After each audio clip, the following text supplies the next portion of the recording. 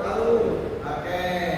Nabi dan Rasul itu adalah utusan Allah yang diutus ke muka bumi untuk menyerukan kebenaran kepada umatnya agar menyembah Allah dan tidak menyekutukannya. Jadi Rasul itu adalah utusan Allah. Jadi itu, nah itu adalah pertama yang ingin Pak Guru sampaikan sebelum kita lanjutkan ke materi berikutnya. Jadi kenapa sih kita harus belajar tentang sifat wajib dan mustahil bagi Rasul? Ada yang tahu anak-anak? Nggak tahu, Pak. Oke, yang pertama tujuannya supaya kita bisa meneladani sifat-sifat yang dimiliki oleh Rasul.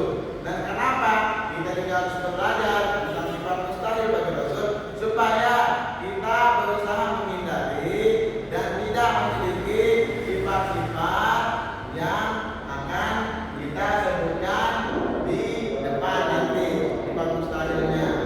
Nah, begitu supaya kita bisa meneladani sifat-sifat baik dan kita menjauhi sifat-sifat yang mustahil. Oke, sekarang sebelum kita lanjut ke materi, kita akan ada briefing. Semuanya berdiri anak-anak. Oke, sekarang kalau Pak Guru bilang tepuk satu, maka semua tepuk satu. Nah, kalau Pak Guru bilang tepuk dua, semua dua kali. Oke, fokus ya, jangan ke kanan. Satu, dua, satu, dua. Oke, Pak Guru tepuk tangan untuk kita semua. Oke, tanpa menunggu waktu yang lama supaya jam kita tidak habis, maka kita akan lanjut ke materi. Sebelum kita membahas tentang sifat mustahil dan sifat wajib bagi Rasul, maka kita harus mengetahui apa sih itu Rasul.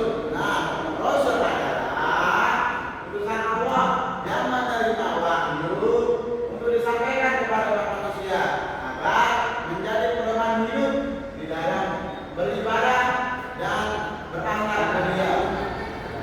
Sekarang kita akan melanjutkan materi. Kita akan membahas terkait dengan sifat wajib Rasul. Perlu kita ketahui, adik-adik, kira-kira siapa yang tahu berapa banyak sifat wajib Rasul itu? Saya Pak Guru. Berapa? Ada 4. Tiga. Sidik, amanah, tabligh, fatonah. Sidik, amanah, tabligh, Fatonah. Nah, ini adalah sifat wajib yang dimiliki oleh Rasul. Akan tetapi bukan hanya kita memahami atau bukan hanya kita menghafal sifat wajib Rasul itu. Akan tetapi anak-anakku harus bisa meneladani akhlak Rasulullah itu di kehidupan sehari-hari. Nah, perlu kita ketahui juga sidik itu anak-anakku apa artinya? Benar. Benar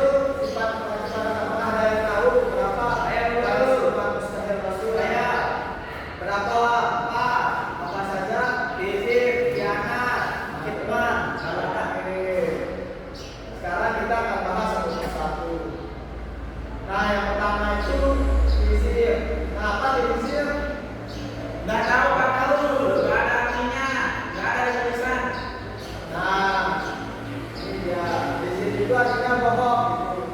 Berarti bohong atau dusta. Nah, Rasul mustahil berkata bohong karena mereka adalah utusan Allah Subhanahu wa Ta'ala. Nah, dia menyampaikan kebenaran. Nah, jika Rasul berbohong, maka manusia tidak akan percaya kepada ajaran Allah. Oleh karena itu, Rasul selalu berkata benar. Contoh perilaku yang harus dihindari yang pertama itu berbohong kepada orang tua. Nah, yang kedua memberikan alasan palsu, misalkan kita ini mencari teman, tiba-tiba kita bahas kita itu memberikan alasan palsu. Nah, ada juga berbohong yaitu menipu teman, misalkan kamu di mana? Saya mau ke Mas Bake, tapi dia tidak pergi ke Mas Bake, tapi itu dia berbohong. Nah, bentar. Kalau tidak ada sisinya lagi, tapi kita tetap tidak aja. Nah, itu tadi sifat bohong yang harus kita hindari juga kita ada pada Rasul, tetapi kita juga harus sampai kepada diri kita sendiri. Ya, sifat mustahil. Nah, sekarang kita akan lanjut ke sifat mustahil yang kedua, apa itu? Khianat. Nah, apa khianat? Tidak dapat dipercaya. Oke. Khianat berarti tidak dapat dipercaya. Nah, Rasul mustahil berkhianat itu terhadap amanah Allah maupun amanah kepada manusia. Nah, para Rasul selalu menjalankan tugasnya. Nah, dia menjalankan tugasnya dengan baik dan penuh dengan tanggung jawab. Nah, contoh khianat yang harus kita hindari itu yang pertama tidak menjaga kehidupan atau mengingkari janji. Nah, ada juga kita itu berbuat curang dalam permainan dan lain-lain. Nah, dan juga tidak melaksanakan tugas yang diberikan oleh guru ataupun orang tua. Nah, soalnya sebagai seorang muslim kita harus belajar dari perilaku yang amanah dan bertanggung jawab. Nah, selanjutnya sifat mustahil yang ketiga pada Rasul apa itu anak? Sifat yang ketiga apa? Fitnah. Nah, fitnah. Fitnah artinya menyembunyikan wahyu. Nah, jadi fitnah berarti Rasul sekali menunjukkan ajaran Allah Subhanahu wa Ta'ala. Nah, semua wahyu diterima Rasul. Nah, mereka pasti disampaikan kepada umat manusia dengan lengkap dan benar. Nah, contoh perilaku yang kita itu yang pertama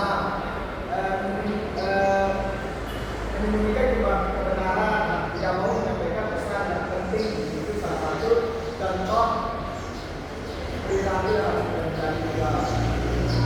Nah, dan juga kita harus belajar menyampaikan kebaikan kepada orang lain dengan sopan dan dengan Hari ini di pertemuan inti pada hari ini kita akan mengenal TGT atau tim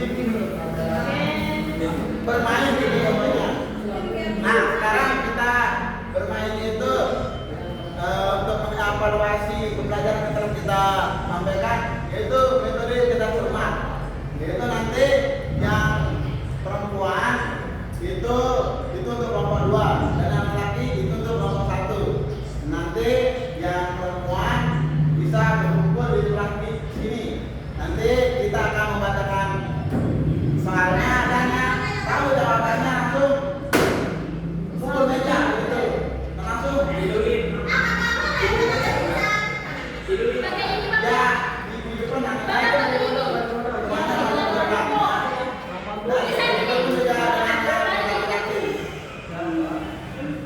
jadi semua ke depan. Jadi di depan ini yang dilakukan pada Oke, nambah silakan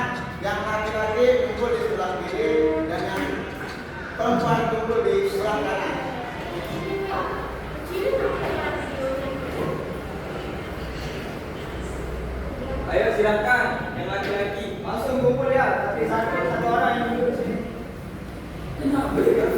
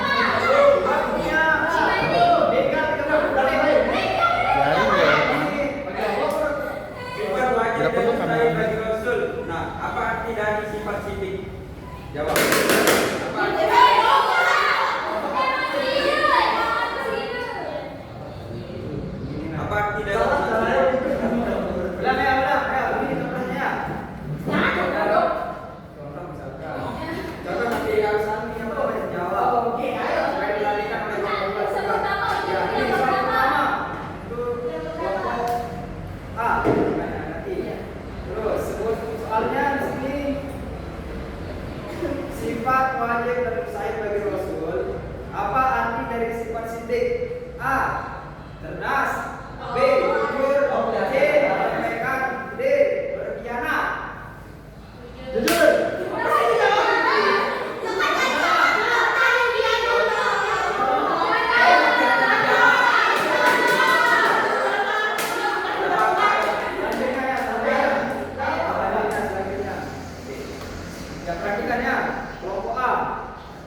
Sifat wajib Rasul yang berarti dapat dipercaya adalah A. Berkhianat. B. Amanah. C. Khidmat. D. Balada. B. Amanah. Ya.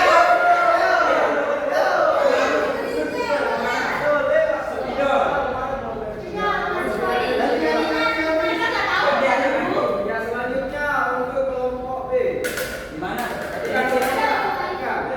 Apa arti dari sifat tabligh? A. B. Berbohong. C. Bodoh.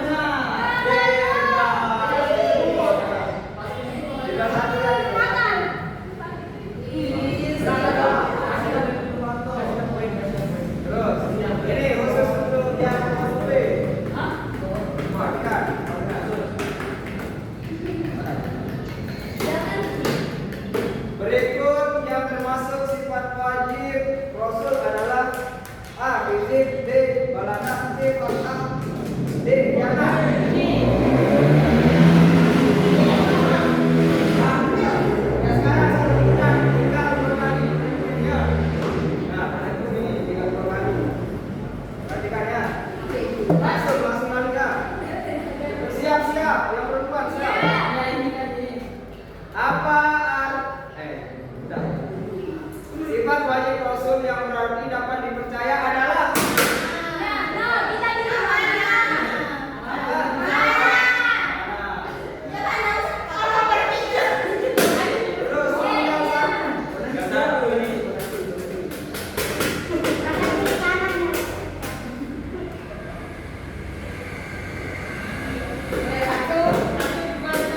sifat wajib Rasul.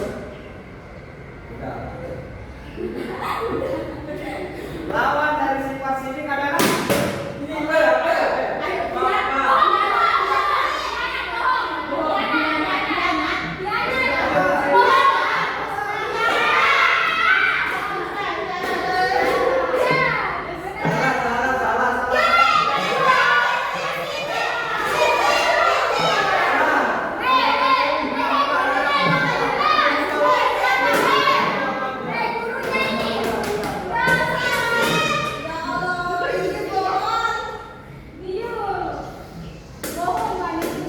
lawan dari sifat tablik adalah apa?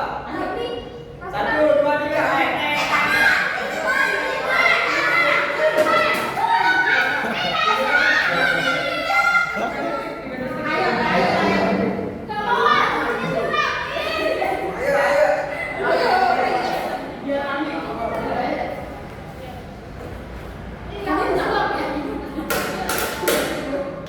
Apa arti sifat sidik?